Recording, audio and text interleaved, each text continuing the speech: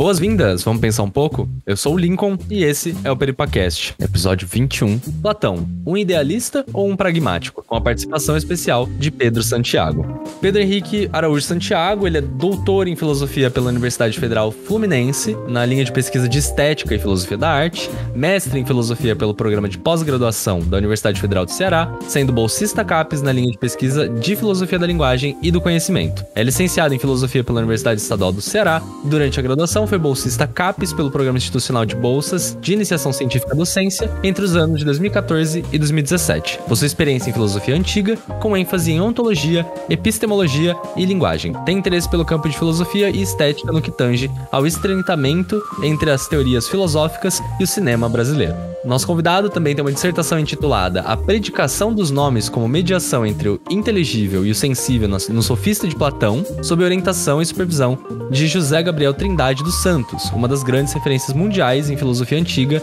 e estudos clássicos. Esse podcast é apoiado pelo Departamento de Filosofia da Universidade Federal de São Carlos, a UFSCar, e para maiores informações, vocês podem acessar o nosso site, que pode ser encontrado através do domínio peripacast.com.br e das redes sociais Facebook e Instagram, @peripacast.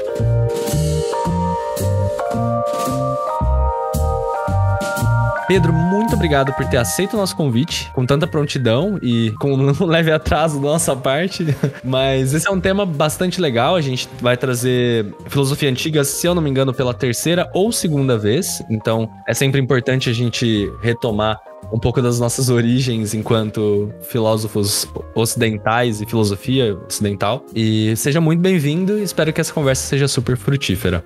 Boa noite, Lincoln. Gostaria de dizer que é um prazer estar dividindo esse espaço com você para falar, como você disse, de um tema muito caro para a história da filosofia, que é justamente a filosofia antiga. E hoje, especificamente, na figura do filósofo grego Platão, tentando debater se de fato Platão ele é um idealista, como muitos costumam cunhá-lo, ou se Platão, de repente, não seria alguém que esteve sempre preocupado com questões concretas, com questões políticas e com questões existenciais. Então, mais uma vez, gostaria de agradecer esse espaço cedido pelo Peripacast e pela Universidade de São Carlos.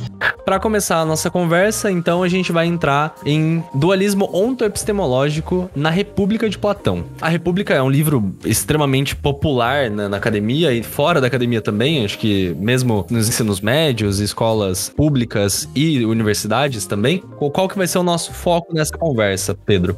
Bom, Lincoln, a pergunta, que é o título desse podcast, em certo sentido é uma pergunta retórica, porque no fundo o que eu busco sustentar na minha fala é que Platão sempre foi um filósofo preocupado em responder questões políticas, questões do seu tempo, e que há uma virada, digamos assim, linguística entre a República e o sofista. O que eu quero dizer é que Platão observa a linguagem seria aquele campo da vida, da existência, que possibilitaria que o pensamento se referisse ao mundo concreto. Parece que existia uma espécie de fosso ontoepistemológico, algo ontológico e epistemológico, que separaria duas realidades da existência humana. A realidade do pensamento, que para Platão seria uma realidade, não gosto de usar a palavra imutável, mas que mudaria bem menos, em uma velocidade bem menor do que a realidade concreta. Concreta que eu digo da vida, da transitoriedade, da existência,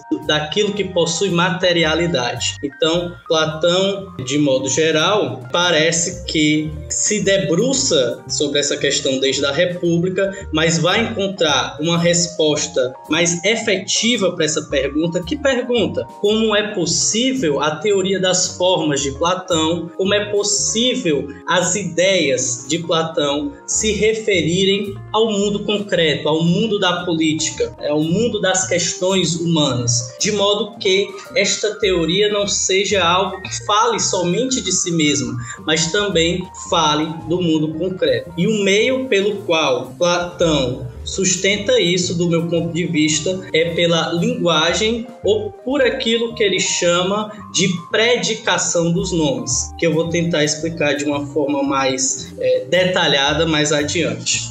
E nesse sentido que você menciona, quando a gente fala sobre pragmatismo ou sobre idealismo em Platão, a gente está colocando sobre ele uma carga que traz dessas interpretações da tradição sobre o Platão, ou, de fato, cabe em Platão uma interpretação desse cunho? Eu acredito que se você fizer algumas interpretações de Platão, levando em considerações passagens isoladas, que eu quero dizer, sem ter uma compreensão do todo ou de como Platão desenvolve o seu pensamento ao longo das obras até as obras tardias, especificamente Parmênides, Sofista, Teeteto, Filebo, que são obras já tardias para além da maturidade, quando você consegue perceber como Platão desenvolve o seu pensamento ao longo desse tempo, eu acredito que aí sim é possível dizer que Platão está muito mais perto, em certo sentido, de um pragmatismo do que de um idealismo que vemos muito nos manuais de filosofia, que às vezes esquece do mundo prático. Vez ou outra a gente sempre escuta por aí que Platão esqueceu do mundo que ele vivia, né? Das questões concretas, das questões da história, do seu tempo, etc. Mas o que eu quero tentar mostrar aqui é que não é bem por aí que Platão desenvolve o seu pensamento. Esse primeiro ponto que você tocou, sobre o dualismo ontoepistemológico, eu queria trazer as palavras de um grande intérprete de Platão chamado Franco Ferrari. Ele diz o seguinte: Sócrates parece estabelecer uma barreira intransponível entre duas esferas ontoepistêmicas, quando declara que não é possível que o objeto do conhecimento e aquele da opinião conhecida. Veja como Ferrari ele se apercebe que na República há, de fato, um certo dualismo ontoepistemológico.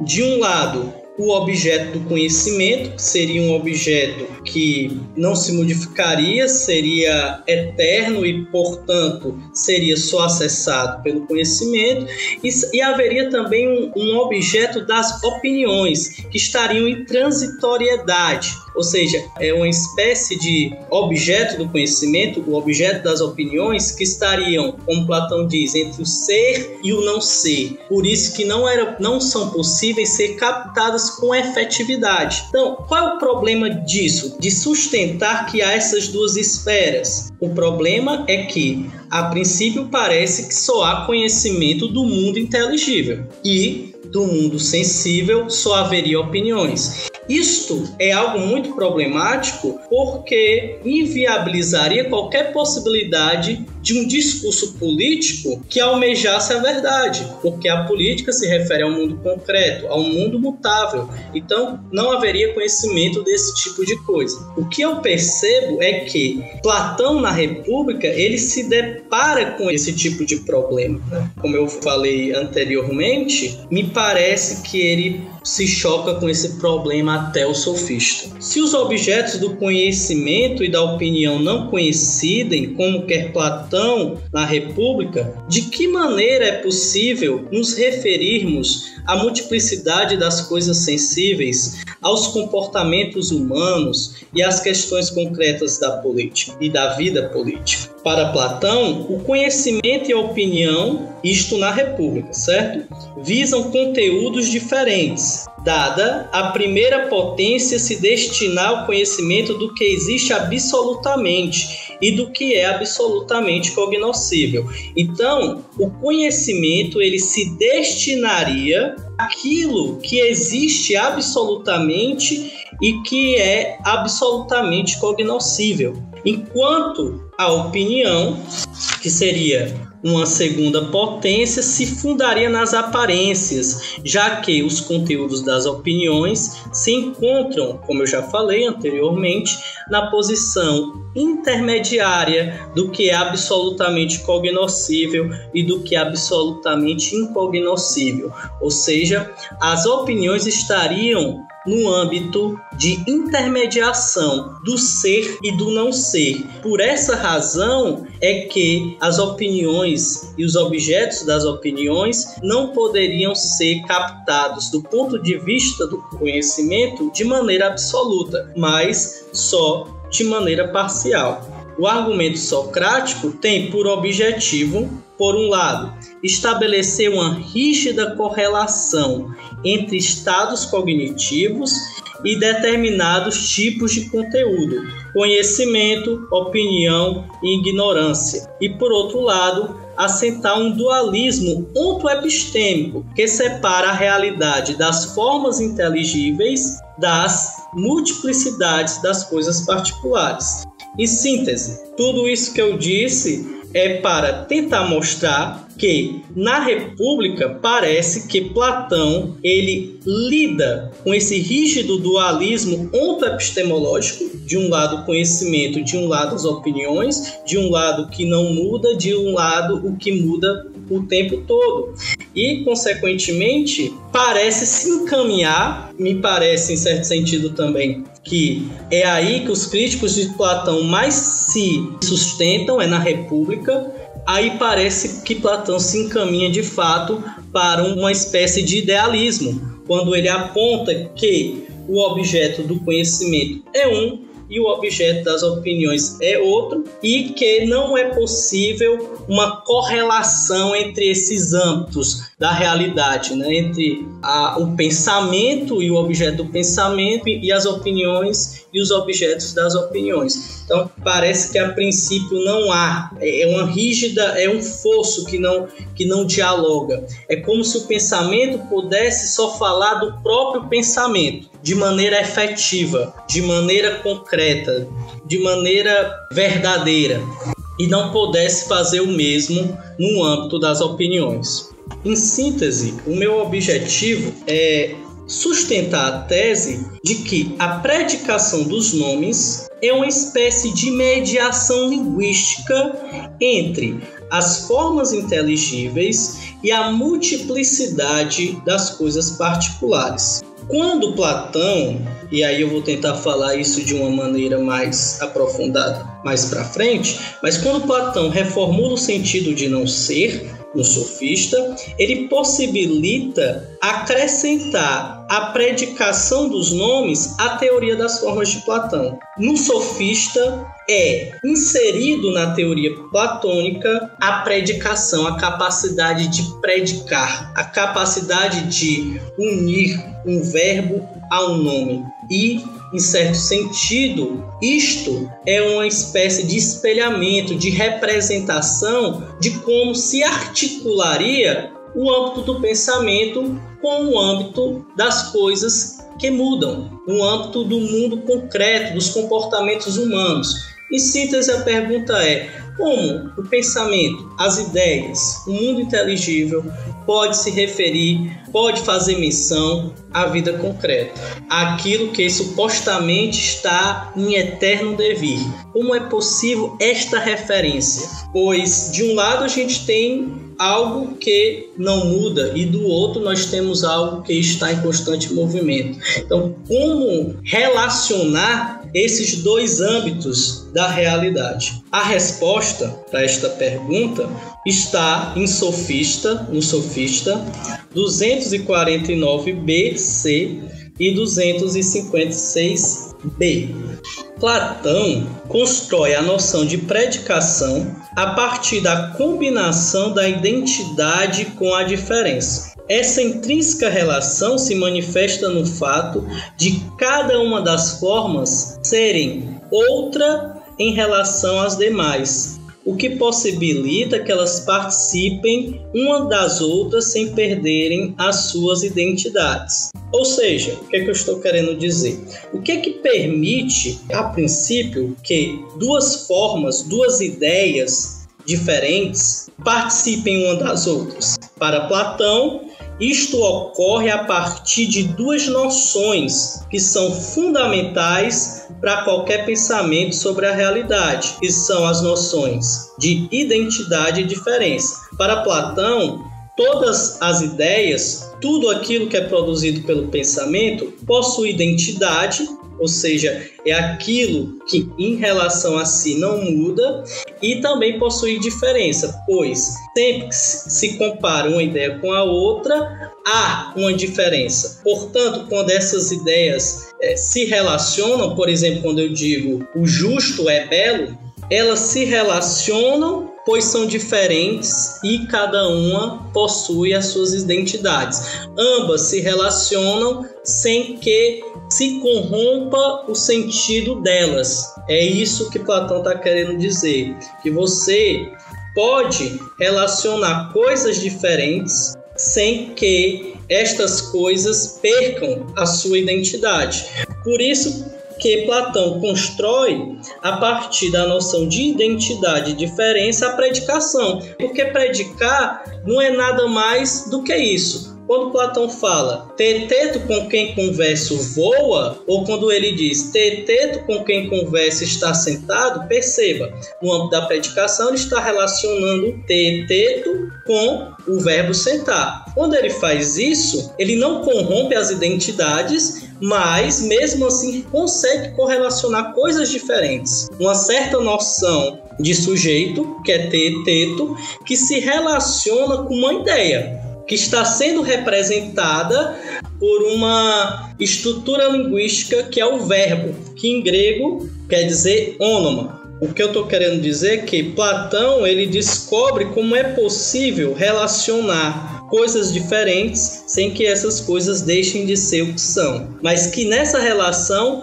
elas ganham algum sentido. Ou seja, quando eu digo o justo é belo, eu estou saindo da noção que o justo é justo para dizer que, em certo sentido, o justo partilha alguma coisa do belo. Desse modo, partindo do pressuposto platônico de que há um paralelismo entre participação e predicação, a combinação da identidade com a diferença é causa da predicação dos nomes, pois, na medida em que as formas participam umas das outras sem perderem as suas identidades e diferenças, a predicação expressa tal participação através da combinação de um sujeito com um verbo, de modo que ambos, analogamente às formas, relacionam-se entre si, um tomando parte do outro,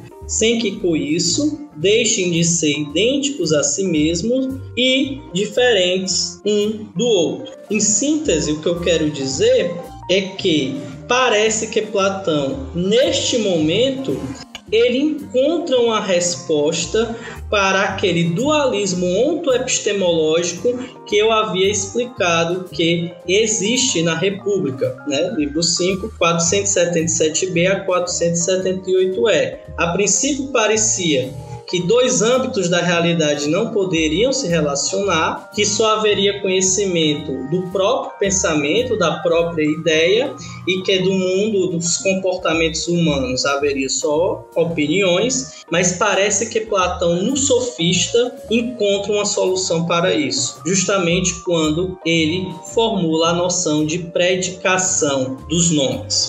Existe um paralelismo entre participação, ou seja, participação das ideias, e predicação. Em certo sentido, esse paralelismo supera a ambiguidade, aquela ambiguidade que eu havia falado anteriormente, entre o inteligível e o sensível, o que parece, em certo sentido, fazer referência a um abismo intransponível que separava a realidade entre as formas e suas instâncias sensíveis, as quais seriam acessadas por processos distintos. As formas sempre captadas pelo pensamento e o sensível pelas senso-percepções. Entretanto, no instante que é autorizado, por meio da predicação, verbalizar a comunhão entre os gêneros ou a relação entre as formas ou entre as ideias, Platão consegue resolver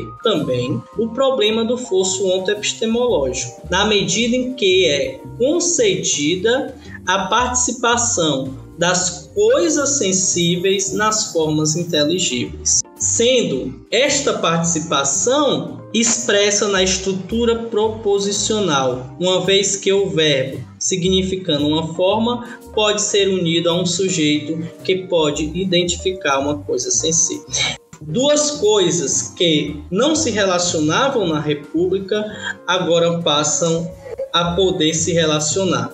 Ou seja, o sensível, as coisas sensíveis participam, usando uma linguagem de Platão, das formas inteligíveis a partir da estrutura proposicional, dividida entre nomes e verbos, de modo que dentro dessa estrutura linguística é possível unir estes dois âmbitos da realidade. E a importância de unir esses dois âmbitos da realidade é permitir que o filósofo, que é justamente aquele para Platão o mais adequado a governar a cidade, possa, sobre a política e a vida política, os comportamentos humanos, dizer alguma coisa. Caso contrário, só emitiria opiniões.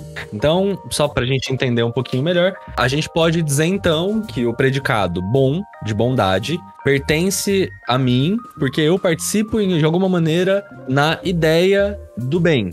Exatamente. E essa participação só é explicada de um ponto de vista ontológico, epistemológico e linguístico a partir da predicação. Porque se tu retira essa dimensão da existência humana, como é que seria possível, a priori, em certo sentido, você, o Lincoln, participasse da noção do que é bom ou do que é justo? A partir do momento em que eu deixo de participar nesse predicado, eu também deixo de ser, de fato, aquilo que eu participava. Então, existe aí uma relação intercambiável entre as ideias e o mundo material, dadas as características que são imanentes desses objetos ou desses sujeitos. Perfeito, é exatamente isso. É o que eu falei, o que eu tentei explicar e que intitulei de paralelismo entre a participação e a predicação. Há um certo paralelismo, há um certo espelhamento. A verdade estaria, e aí essa verdade ela é dialógica, ela deve ser discutida entre os interlocutores, é saber se o predicado, por exemplo, no caso da bondade, corresponde ou não a Lincoln ou a outra pessoa. A verdade, ela estaria nessa correspondência ou não. E aí é que Platão, em certo sentido, efetuaria um deslocamento da verdade para a linguagem. Por quê? Porque parece que até a República a verdade era quase que, ou se não mesmo, uma identidade com as próprias formas e a realidade do pensamento. Parece-me que há uma identidade da verdade do que é com a realidade do pensamento, das ideias e etc. Você está ouvindo Peripacast, episódio 21, Platão, um idealista ou um pragmático, com Pedro Santiago. E aí, então, é nesse sentido que você vai entrar agora nesse tópico da verdade e da falsidade, porque não se trata, de fato, daquilo que é, do sujeito que se enquadra nessas características, mas sim no enunciado que narra sobre o indivíduo, sobre o sujeito. Perfeitamente. Só queria fazer uma pequena correção do que eu falei anteriormente, de que em grego o verbo significa rêmata e os nomes significa onomata. O que é que isso quer dizer? Que no Sofista, Platão define a predicação dos nomes como essa união entre onomata e rêmata. Onomata, os nomes ou sujeito, tá? E rêmata significando o verbo. Passando para esse outro tópico, quando eu dizia que é neste contexto que a verdade e a falsidade emergem como a verbalização que media a correspondência ou não correspondência do pensamento e do discurso com o estado de coisas. O que eu quero dizer é que a verdade e a falsidade de um determinado estado de coisas somente pode ser concebida dentro de um enunciado que conecta sujeito e predicado. O que eu quero dizer é que ela não pode acontecer puramente de um ponto de vista intuitivo. É preciso que, de alguma maneira, haja linguagem. Então, a verdade e a falsidade de um determinado estado de coisa, como eu disse, somente pode ser concebido dentro de um enunciado.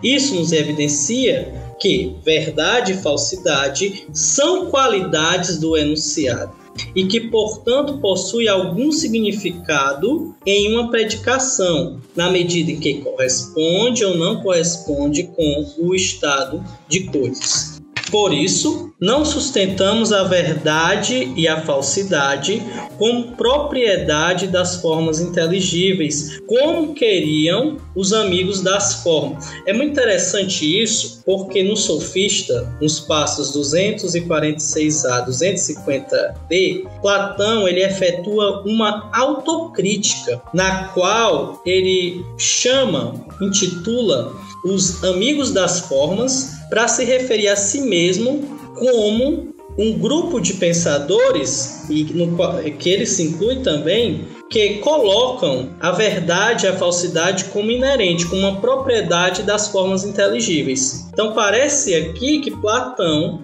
confessa que talvez tivesse sido muito idealista na República, porque Sofista, que é uma obra posterior, ele usa a terminologia amigo das formas para se referir justamente a ele e a grupo de pensadores que o acompanhava como aqueles que estabeleciam uma relação de identidade entre a verdade e o pensamento.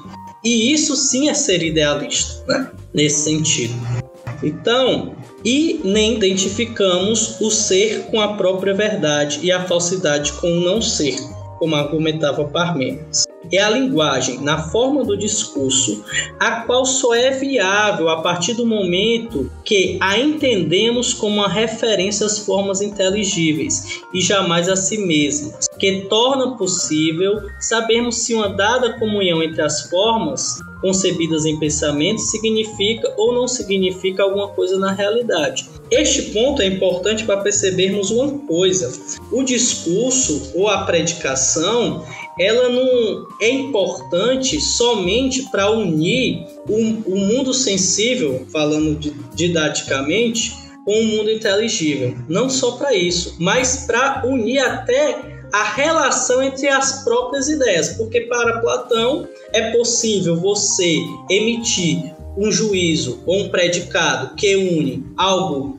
do mundo concreto. Quando ele fala, por exemplo, Teto está sentado, está se referindo a uma entidade concreta, Teto está sentado. Mas ele poderia também, a partir do discurso, se referir a realidades somente do pensamento. Como, por exemplo, se ele relacionasse, por exemplo, a beleza com o justo. Nesse caso específico, ele não estaria se referindo a nenhuma realidade eminentemente sensível.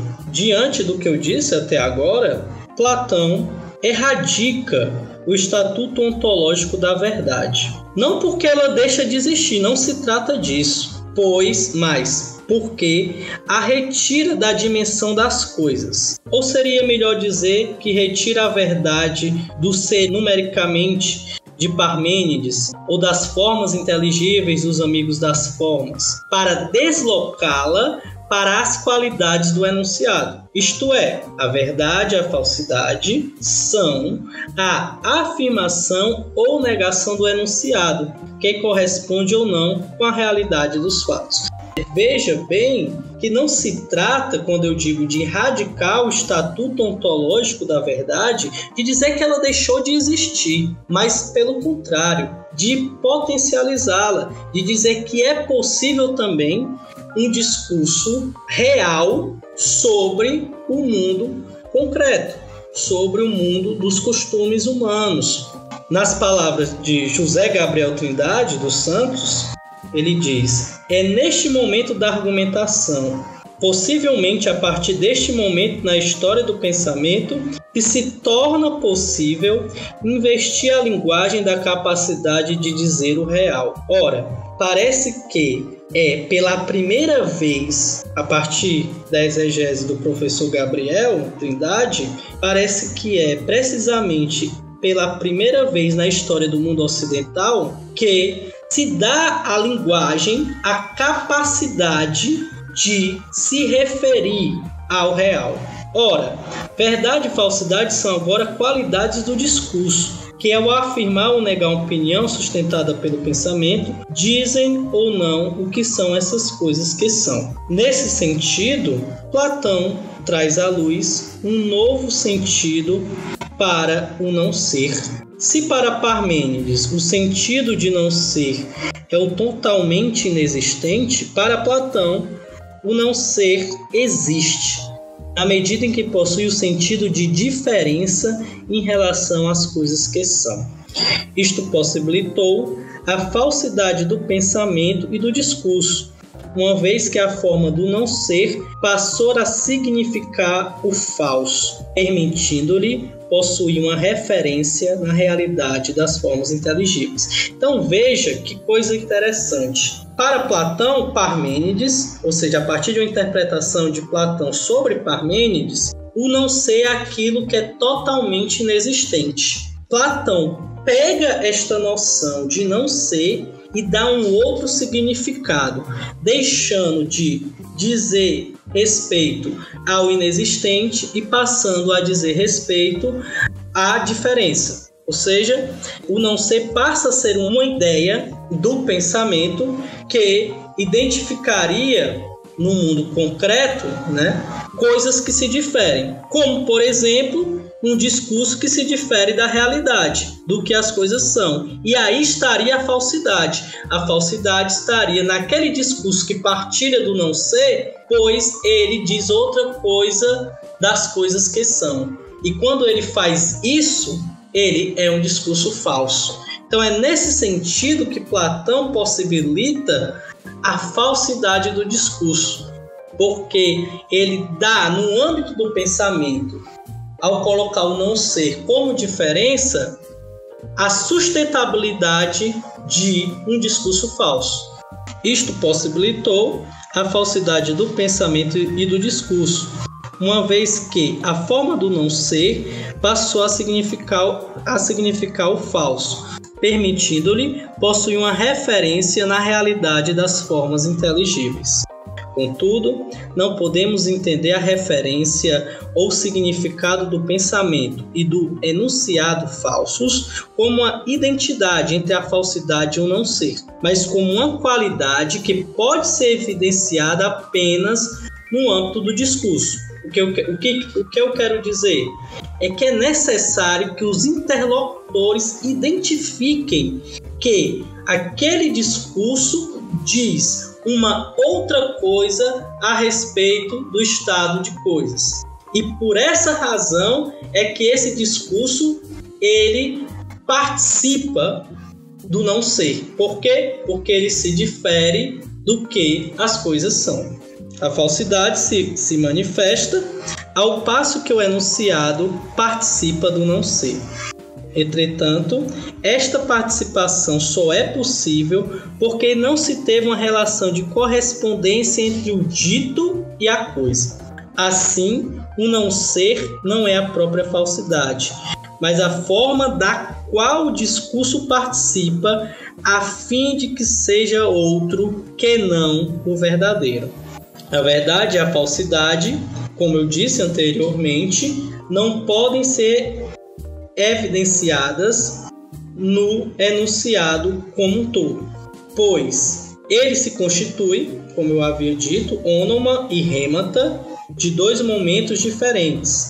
Primeiro, isolamos uma determinada forma, identificamos sobre o que iremos falar, para posteriormente emitirmos algo ao seu respeito. é nessa parte predicativa do enunciado que podemos identificar se ele é verdadeiro ou falso, dado que somente podem existir a partir do que é dito daquilo que isolamos. Nessa perspectiva, o problema do enunciado falso não está no objeto do qual falamos, mas se o que dizemos sobre ele é correspondente ou não. Então, quando Platão, ao fim do diálogo do sofista, diz que Teeteto voa, este discurso é falso, porque Sócrates está dizendo uma outra coisa do que os fatos. Teeteto não estava voando, Teeteto estava sentado. Portanto, esse discurso emitido por Sócrates, ele é outro e, portanto, participa do não ser. Não é o próprio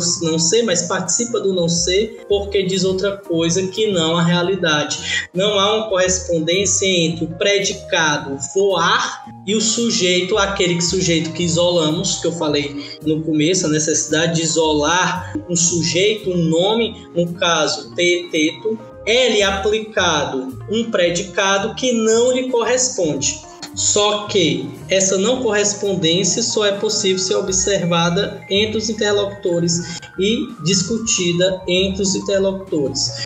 Em síntese, o que eu estou querendo dizer é que parece-me que a verdade, ela, para Platão, com o transcorrer da República para o sofista, ela se torna algo mais dialógica, mais dialogada, mais discutida. Apesar de Eu Só Sei Que Nada Sei pertencer às primeiras obras de Platão, mas parece que de fato essa conclusão ela chega ao seu ápice quando Platão percebe que é necessário um diálogo para que se chegue à conclusão de que um predicado corresponde ou não com aquele sujeito evocado. O que eu quero dizer, e é muito importante perceber isso, né, que Platão, ao longo das suas obras, né, ele sempre está dialogando com os mais diversos personagens. Nessa obra específica do sofista, o personagem principal é o estrangeiro. É aquele que vem comunicar justamente em uma política em que o estrangeiro não era considerado cidadão. Mas Platão, talvez, em certo sentido, à frente, né, do seu tempo, ele fala que ele traz o estrangeiro como alguém que vem dar o recado, alguém que vem dizer que a forma de conceber a verdade e a falsidade deve ser diferente daquilo que ele defendia em outros diálogos como a República. Num enunciado falso, aquilo que nos referimos não é verdadeiro e também não é falso, e nem na pior das hipóteses destituído de realidade.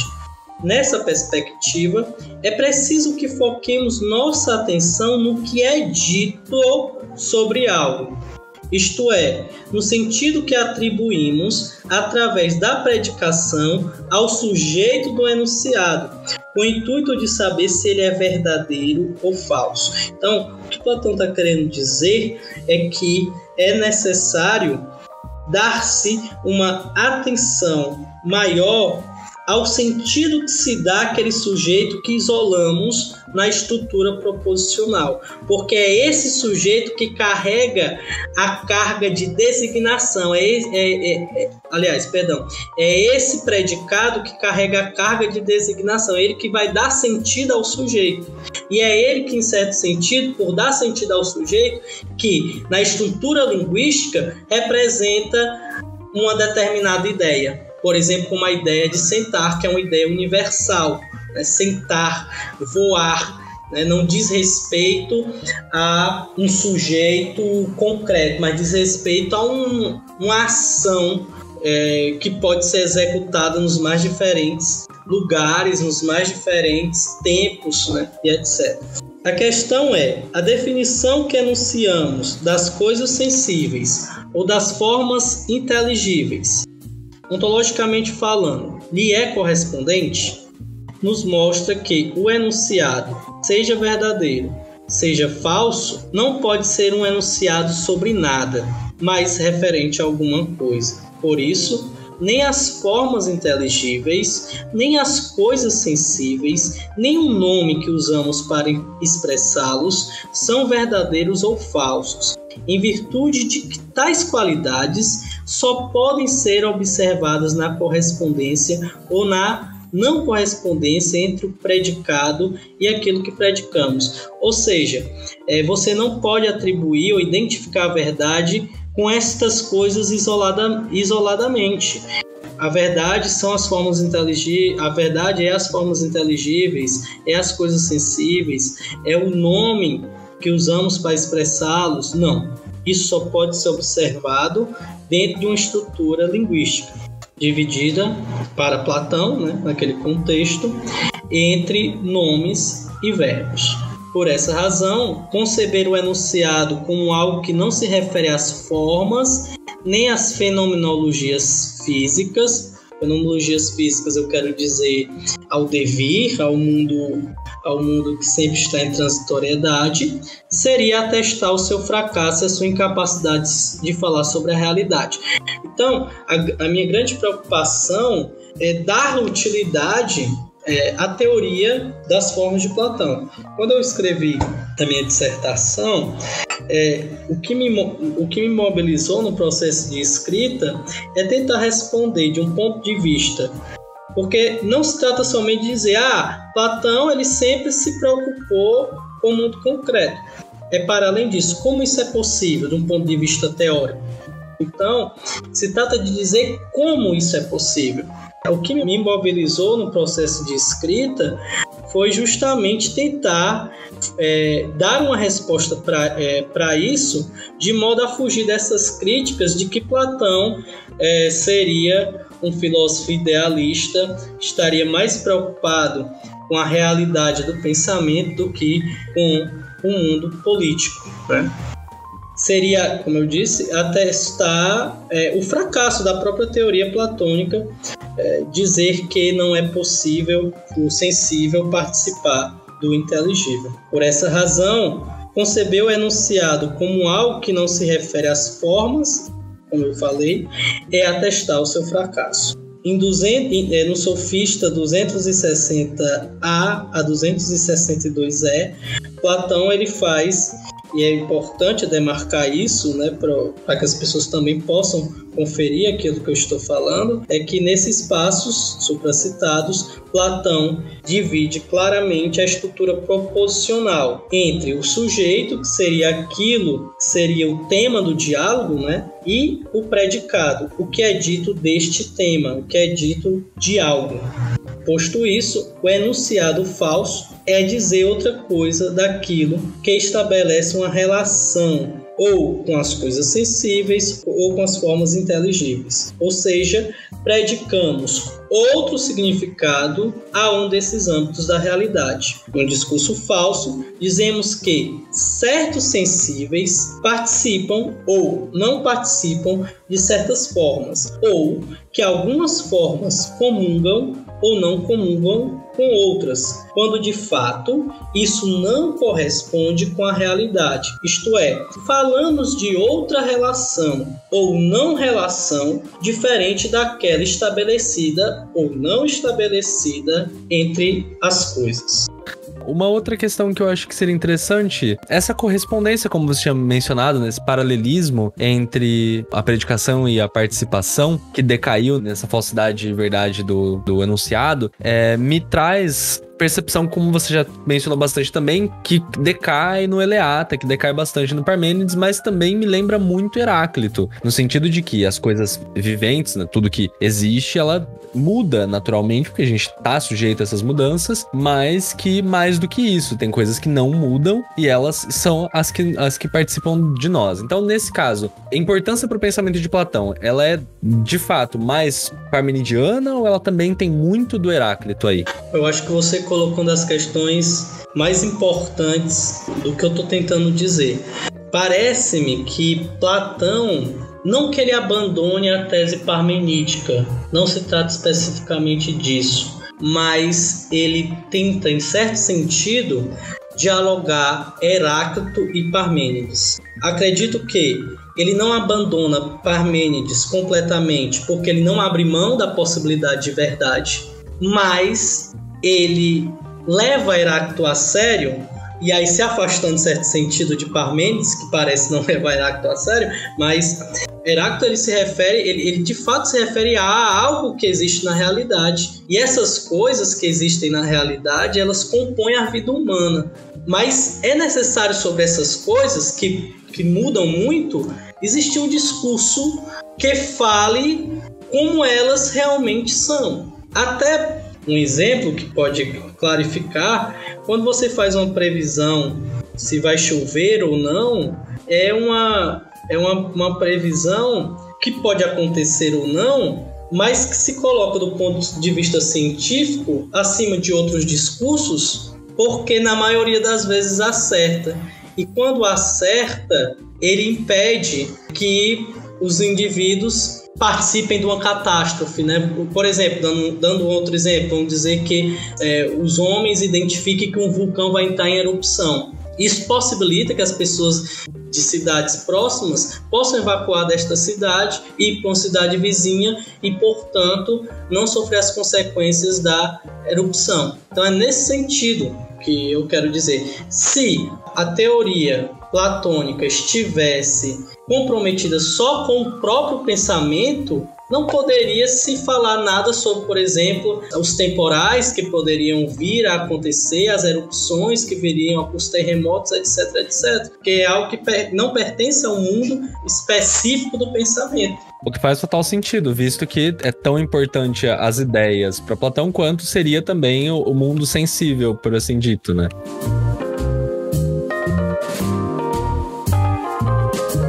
Você está ouvindo Peripacast, episódio 21, Platão, um idealista ou um pragmático, com Pedro Santiago.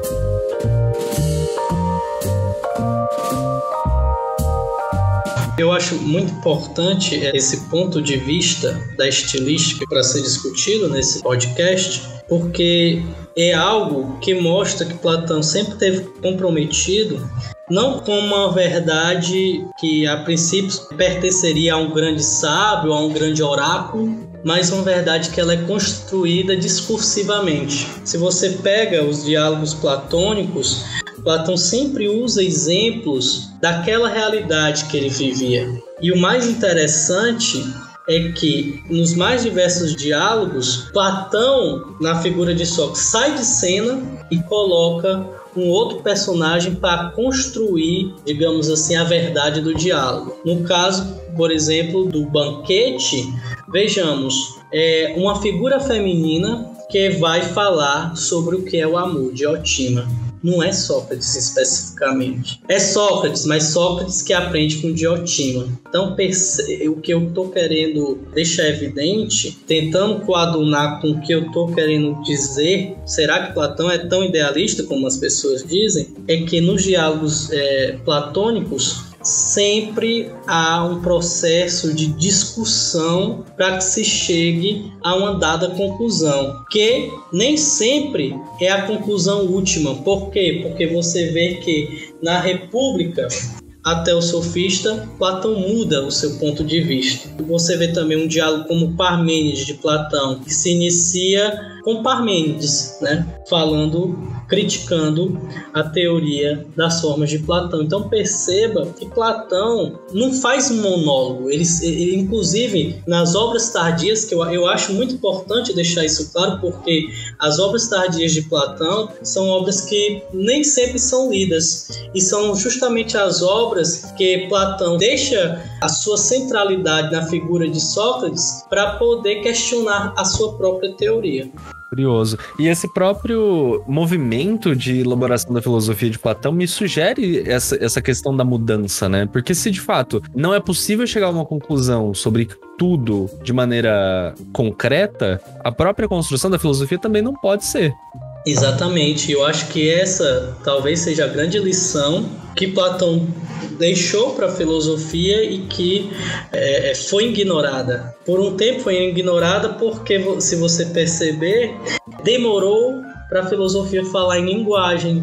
Não estou dizendo que só Platão falou de linguagem antes dos filósofos da linguagem, mas que ele já estava ali dizendo, olha, a verdade ela é construída discursivamente e ela é necessário levar em consideração o âmbito linguístico para saber se o que se diz é verdadeiro ou não. É muito interessante como passa-se o tempo e um diálogo tão atual, no caso sofista.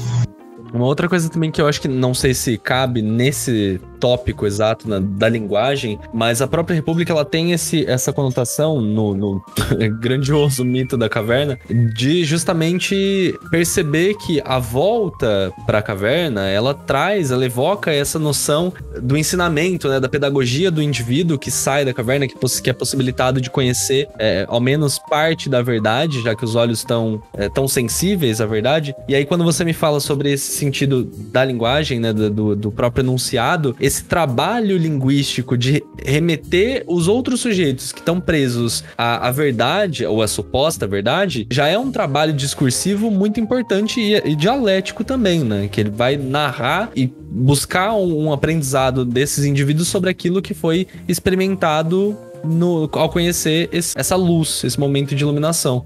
Eu achei essa sua comparação muito pertinente, porque de fato, quando você sai da caverna e se depara com a luz da realidade, quando você volta para narrá-la, você ainda está tonto, né, com o que viu, você não vai falar também a verdade tal qual ela é, mas a partir da condição que você saiu da caverna para poder ver aquilo ali. Você sabe que existe uma outra coisa, que não a realidade da caverna. Mostrando que a verdade, ela não é um exercício que tem fim. Ela é permanente. Sempre pode ser acrescido novos predicados a um dado sujeito. O que eu estou querendo dizer é que quando se atribui um predicado a uma realidade sensível, por exemplo, não significa que esse predicado ele é permanente, que ele é absoluto. Por quê? Porque no âmbito discursivo, outros predicados podem ser ditos e até modificados a respeito desse sujeito.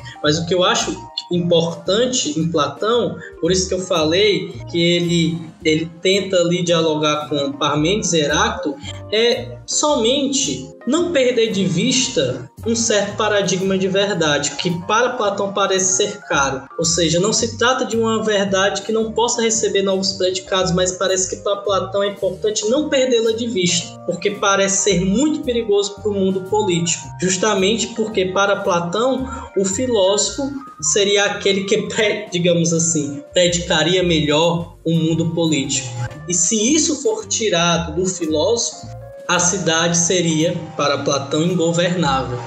E aproveitando esse gancho, a governabilidade que Platão cede ao filósofo, visto o contexto político, democrático também, ateniense, ele é dado nesse sentido do papel pedagógico do filósofo também? Ou ele é mais nesse aspecto da possibilidade de como conhece, de como obtém o conhecimento mais aprimorado, mais bem estruturado, e também em relação a esse ensinamento que deve passar adiante para esses indivíduos? Ou ele fica mais nesse campo da governabilidade mesmo, do conhecimento da política, da bondade, da justiça? Eu acho que ele está mais atrelado à primeira opção. Porque, em certo sentido, parece que Platão ele não consegue abrir completamente. Ele é um crítico da democracia, talvez isso seja um problema, mas ele não consegue abrir mão de que o filósofo seria aquele que predicaria melhor, porque seria aquele que conheceria melhor. Então, nesse sentido, sendo bastante honesto, parece que ele não consegue abrir mão da governabilidade, de ser o filósofo aquele que melhor governaria. Que parece, nesse sentido, que talvez seria um problema para o mundo contemporâneo defender um ponto de vista desse. De qualquer maneira, para Platão, o filósofo seria aquele que conheceria melhor e predicaria melhor o que é justiça.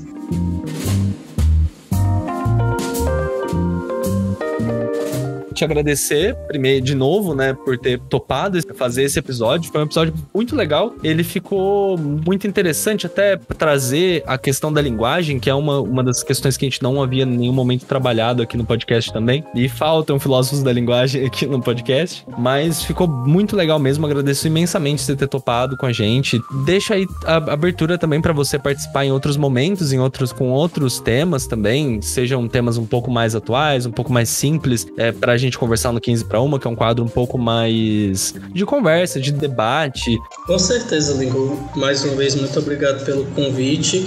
Para mim seria também uma ótima oportunidade poder falar de outros temas, né? Eu também, ultimamente, eu tenho estudado o cinema brasileiro e tentando atrelar com a filosofia, então seria talvez possibilidade de eu falar sobre algo que eu estou pesquisando ultimamente. Muito obrigado mesmo. Imagina. Para os ouvintes que nos ouviram até esse momento, para maiores informações, publicações, conteúdos de filosofia ou outras informações sobre os nossos episódios anteriores, vocês podem acessar o nosso site, que é www.peripacast.com.br, ou no nosso Instagram e Facebook, @peripacast. Muito obrigado a todos que nos ouviram, continuem a pensar e até mais.